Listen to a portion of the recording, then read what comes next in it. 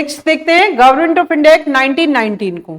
इसी को Montagu Chelmsford reforms भी कहा जाता है। Why Montagu Chelmsford? इस टाइम पे मॉन्टेग्यू रहे थे सेक्रेटरी ऑफ स्टेट और चेम्सफोर्ड रहे थे वाइसराय ऑफ इंडिया। इस एक्ट के अंडर किया क्या गया, जो सेंट्रल कंट्रोल था प्रोविंसेस के ऊपर, इसको रिलैक्स कर दिया जाता है। कैसे किया गया? सेंट्रल सब्जेक्ट्स और प्रोविंशियल सब्जेक्ट्स को डिमार्केट कर दिया गया, या कहीं सेंट्रल सब्जेक्ट को प्रोविंशियल सब्जेक्ट से सेपरेट कर दिया जाता है। हालांकि हमारे यहां पर फैब्रिक अभी भी क्या रहा? यूनिटरी ही रहा। सेंट्रल और प्रोविंशियल लेजिस्लेटिव काउंसिल्स को अपने अपने सब्जेक्ट्स के लिए लेजिस्लेट करने की पावर दे दी जाती है। इस एक्ट के अंडर ही इंडिया में डायरकी की शुरुआत होती है।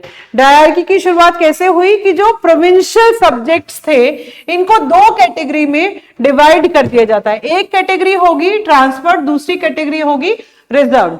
दोनों जो फंक्शंस थे इनको एग्जीक्यूट किसको करना था? गवर्नर को, लेकिन अलग अलग काउंसिल की हेल्प से। ट्रांसफर्ड सब्जेक्ट को गवर्नर किसकी हेल्प से एग्जीक्यूट करने वाले थे? जो उनकी एक काउंसिल ऑफ मिनिस्टर थी, ये लेजिस्लेटिव काउंसिल को रिस्पॉन्सिबल हुआ करती थी। और रिजर्व सब्जेक्ट के लिए उनकी एग्जीक्यूटिव काउंसिल थी, जो किसी को भी अकाउंटेबल या रिस्पॉन्सिबल नहीं होगी। और ये जो सिस्टम हुआ ये कहलाया डायरकी। ग्रीक टर्म है, उससे इसको लिया गया है। हालांकि ये जो एक्सपेरिमेंट था ये लार्जली अनसक्सेसफुल रहा, इसीलिए इसको 1937 में एबोलिश कर दिया गया था। इसी एक्ट के अंदर इंडिया में शुरुआत होती है बाइकैमरलिज्म और डायरेक्ट इलेक्शंस की। जो इंडियन लेजिस्लेटिव काउंसिल थी इसको रिप्लेस कर दिया जाता है बाइकैमरल लेजिस्लेचर से, जिसमें एक अपर हाउस होगा आपका, वो कहलाता था काउंसिल ऑफ स्टेट, और दूसरा होगा लोअर हाउस जिसे हम कहते थे लेजिस्लेटिव असेंबली। हालांकि जो दोनों हाउसेस हैं उसकी मेजोरिटी है वो चूज की जाएगी किसके थ्रू? डायरेक्ट इलेक्शंस के थ्रू। और इस एक्ट के अंदर आकर के एक और रिफॉर्म किया गया, ये कह दिया गया कि जो वायसराय की एग्जीक्यूटिव काउंसिल है 6 मेंबर, उसमें कमांडर इन चीफ को छोड़ करके बाकी सभी मेंबर्स क्या हो सकते हैं? इंडियंस हो सकते हैं। यहां पर जो सेपरेट इलेक्टोरेट की शुरुआत हुई थी, कम्युनल रिप्रेजेंटेशन की शुरुआत हुई थी 1909 के एक्ट के थ्रू, इसको भी एक्सपेंड कर दिया जाता है। और कम्युनल रिप्रेजेंटेशन सिख को भी अलाउ कर दिया गया, इंडियन क्रिश्चियंस को भी अलाउ कर दिया गया, एंग्लो इंडियंस और यूरोपियंस को भी अलाउ कर दिया गया। क्या? प्रिंसिपल ऑफ कम्युनल रिप्रेजेंटेशन का जो सिस्टम था इसको इनके लिए भी एक्सटेंड कर दिया जाता है। ये लिमिटेड फ्रेंचाइज थी। लिमिटेड फ्रेंचाइज जैसे तो आज आप बात करते हैं क्या? यूएएफ यानी कि यूनिवर्सल एडल्ट फ्रेंचाइज की, कि जितने भी लोग 18 साल या इससे ज्यादा के हैं वो सब लोग क्या कर सकते हैं? वोट कर सकते हैं। बट इस टाइम पे क्या था? लिमिटेड फ्रेंचाइज था, मतलब सब लोगों के पास में वोटिंग राइट नहीं होगा। वोटिंग राइट सिर्फ 3 पर्टिकुलर जो क्लास थी उनको दिया गया। पहली बात, या तो जिनके पास में प्रॉपर्टी है, या जिनके पास टैक्स है, या जो एजुकेटेड है, सिर्फ ये लोग वोट कर सकते थे, सभी लोग वोट नहीं कर सकते थे। नेक्स्ट आया इस एक्ट के अंदर एक नया ऑफिस फिर से क्रिएट किया गया, हाई कमिश्नर फॉर इंडिया। कहां पर?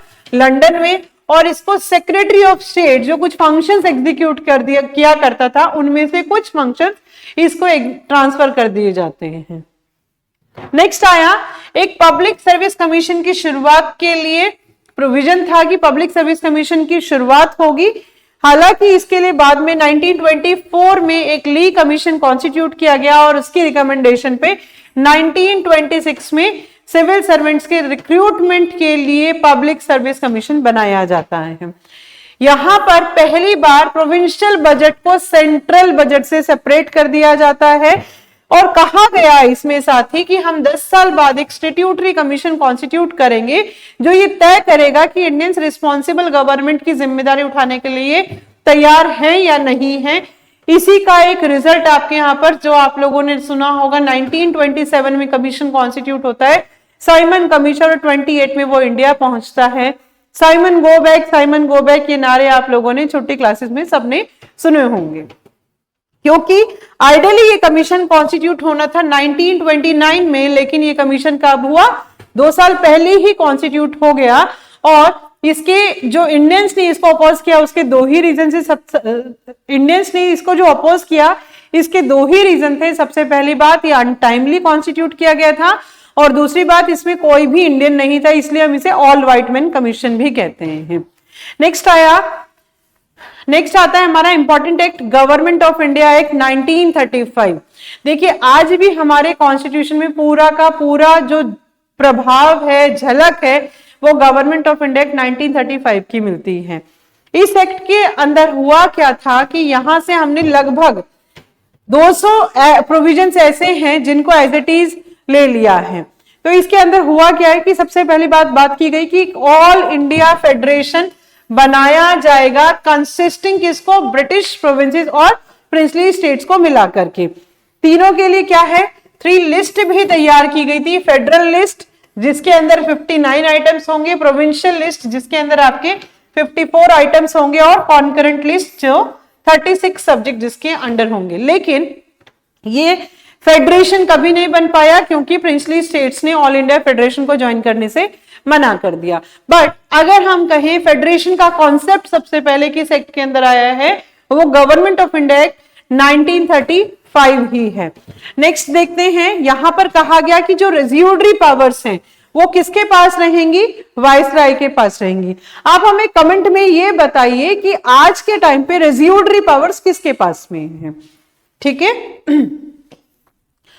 नेक्स्ट देखते हैं, इस एक्ट के अंदर आते आते जो प्रोविंशियल लेवल पे डायरकी को इंट्रोड्यूस किया गया उसको एबोलिश कर दिया जाता है। क्यों, क्योंकि ये बहुत ही अनसक्सेसफुल रहा। हालांकि इस एक्ट के अंदर आकर के ये भी प्रोविजन हुआ कि जो सेंट्रल लेवल है वहां पर डायरकी को इंट्रोड्यूस कर दिया जाए। तो सेंट्रल लेवल पे डायरकी की बात किसके थ्रू की गई कि एडॉप्शन किया जाएगा डायरकी का सेंटर पे, ये बात आती है गवर्नमेंट ऑफ इंडिया एक्ट 1935 के अंदर। इसी एक्ट के अंदर प्रोविंशियल लेवल पे भी बाइकैमरलिज्म की शुरुआत हुई। 6 जो प्रोविंसेस थे हमारे आउट ऑफ 11, वहां पर बाइकैमरलिज्म की शुरुआत हुई। आज भी हमारे यहाँ पर कुछ स्टेट ऐसे हैं जहां पर बाइकैमरल लेजिस्लेचर है, यानी कि साथ लेजिस्लेटिव असेंबली के साथ साथ लेजिस्लेटिव काउंसिल है। इसको भी आप कमेंट में बताएंगे कि जहां पर वो स्टेट कौन से हैं जहां पर लेजिस्लेटिव काउंसिल भी है। तो देखते हैं सबसे पहले कौन सा, बंगाल, बॉम्बे और मद्रास। इसको आप याद कैसे रखेंगे, जैसे अभी आप एप्पल का फोन देखते हैं, पहले एक ब्लैकबेरी मैसेंजर का फोन आया करता था, या कहे ब्रांड था ब्लैकबेरी, उसी के थ्रू आप मैसेज भेज रहे हैं, तो BBM 3 स्टेट याद रखेंगे। देन बिहार, असम और यूपी, इन तीनों नामों को आप अलग से याद कर लीजिए। ये 6 ऐसे प्रोविंसेस थे जहां पर क्या था, बाइकैमरल लेजिस्लेचर था। तो इन शॉर्ट आपको समझना क्या है कि बाइकैमरल लेजिस्लेचर की शुरुआत किस एक्ट के अंदर हुई है, 1935 के अंदर, बट कहां पर, प्रोविंसेस पे।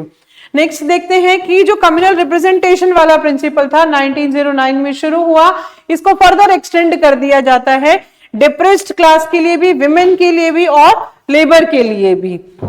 नेक्स्ट आया कि काउंसिल ऑफ इंडिया को एबॉलिश कर दिया जाता है। ये council of India 15 member council थी, कब एस्टेब्लिश हुई थी, गवर्नमेंट ऑफ इंडिया एक्ट 1858 के अंदर ये एस्टेब्लिश हुई थी।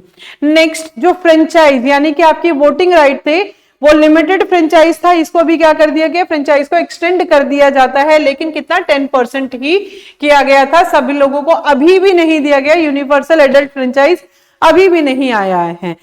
इसी के अंडर हमारे यहाँ पर कुछ इंस्टीट्यूशंस की भी शुरुआत होती है। RBI की शुरुआत हुई किस एक्ट के अंदर, गवर्नमेंट ऑफ इंडिया एक्ट 1935, और CAG जैसे इंपॉर्टेंट पोस्ट भी क्रिएट की जाती है गवर्नमेंट ऑफ इंडिया एक्ट 1935 के अंडर ही। और क्या किया गया, federal public service commission, joint public service commission, provincial public service commission, और एक फेडरल कोर्ट की एस्टेब्लिशमेंट का प्रोविजन भी गवर्नमेंट ऑफ इंडिया एक्ट 1935 के अंदर आया है, जिसमें से फेडरल कोर्ट जो सेटअप हुए हैं कब, 1937 में सेटअप हुए हैं। लास्ट एक्ट के बारे में ये है इंडिया इंडिपेंडेंस एक्ट 1947। इसके अंदर क्या हुआ, अब तो आप बड़े खुश होंगे, इंडिया को आजादी जो मिलने वाली है। तो इस एक्ट के अंदर हुआ क्या कि ब्रिटिश रूल का इंडिया में एंड हो जाता है। British rule